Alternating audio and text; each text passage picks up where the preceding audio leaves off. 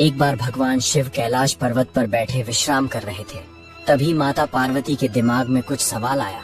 उन्होंने भगवान शिव से पूछा, हे भोलेनाथ, किन कारणों से किसी स्त्री का पति समय से पहले मर जाता है और वह विधवा होकर दुखी जीवन व्यतीत करती है? और कौन सी स्त्रियां जीवन में सुख शांति पाती हैं? और वह कौन सी चीज है जो एक पत्नी अपने पति की मांग पर कभी नहीं देती?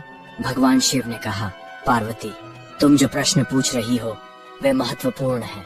मैं तुम्हें इन सब का उत्तर एक कथा के माध्यम से बताऊंगा। तो ध्यान से सुनो। सोमनगरी गांव में एक व्यक्ति रहता था जो एक राजा के यहाँ नौकर था।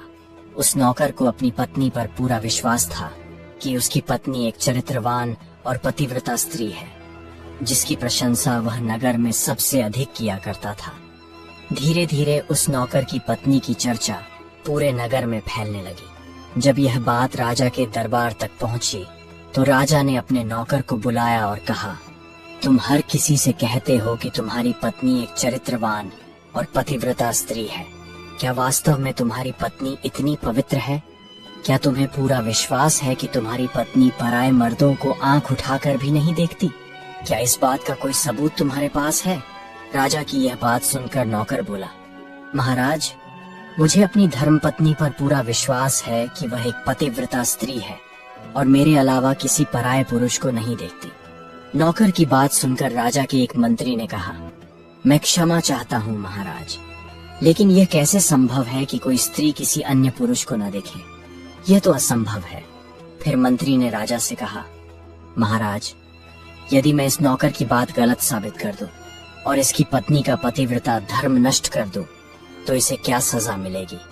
नौकर ने उत्तर दिया, महाराज, यदि महामंत्री जी मेरी पत्नी का पतिव्रता धर्म नष्ट कर देते हैं तो आप मुझे फांसी की सजा दे देना, और यदि महामंत्री जी मेरी पत्नी का पतिव्रता धर्म खंडित नहीं कर पाए तो इन्हें भी दंड मिलना चाहिए।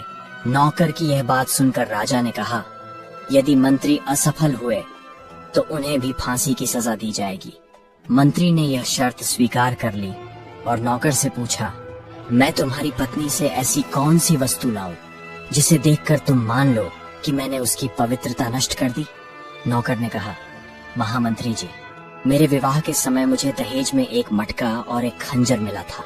मेरी पत्नी ने वे दोनों वस्तुएं बहुत संभाल कर रखी हैं, क्योंकि यह दोनों चीजें एक पतिव्रता स्त्री के लिए सुहाग की निशानी है। यदि आप ये दोनों वस्तुएं मेरी पत्नी से लाकर मुझे दिखा देंगे तो मैं मान लूंगा कि आपने मेरी पत्नी का पतिव्रता धर्म नष्ट कर दिया है।